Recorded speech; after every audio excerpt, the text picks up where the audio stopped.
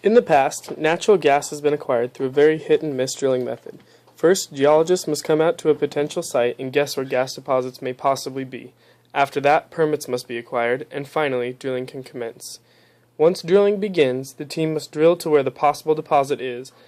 This potential deposit is unfortunately quite often false, and companies waste a lot of money going through the process just to be left with nothing.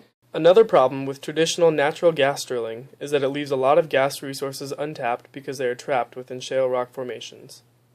In response to this problem, drilling experts have created the process of hydraulic fracturing, also known as hydrofracking.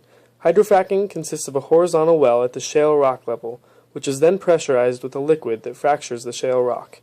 Mixed with this liquid is sand and other minerals that hold open these fractures in the shale, but still allow the natural gas out. The one problem with hydrofracking is the backflow of the liquid solution, which in some cases has been suspected of contaminating water supplies in surrounding areas because it has carcinogens and other harmful chemicals mixed in with it. This possible contamination has been the subject of many debates and protests across the nation recently. Residents of nearby wells are concerned for their water supply because it could become contaminated. As such, many residents and politics alike rally behind making hydrofracking illegal. On the opposing side, gas companies do not want the drilling shut down because it is a source of huge revenue and gas resources that will be necessary to sustain current consumption in the future. So what is the solution then? Using Pro2, a process simulator, a distillation column was designed to separate a benzene and water mixture, the feed. The process develops two products, the overhead product and the bottoms product. The bottom product will be rich in water, and the overhead will contain most, if not all, of the toxic benzene. This is how we plan on separating the two components of wastewater. What you see here is an operating distillation column. As aforementioned, it will take in the water and benzene feed and separate the components into their individual species. Below this bubbling fluid is the bottoms, or the reboiler.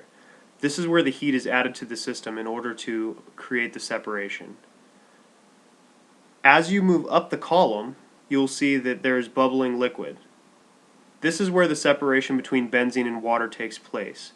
And as you move up through the column, the concentration of benzene becomes greater and greater until you reach the top of the column, for which the composition reaches a total percentage of 66% benzene and 34% water. At the top of the column you have a condenser that condenses the benzene vapor, and at which point the overhead, which is this product, can be removed from the column. Listed in these tables are the mass compositions of the bottoms and the overhead products. As you can see, the bottoms is extremely concentrated in water at a percent fraction of 99.9%, meaning that there is a negligible amount of benzene in the bottoms product. For the overhead, there is 34% water and 66% benzene.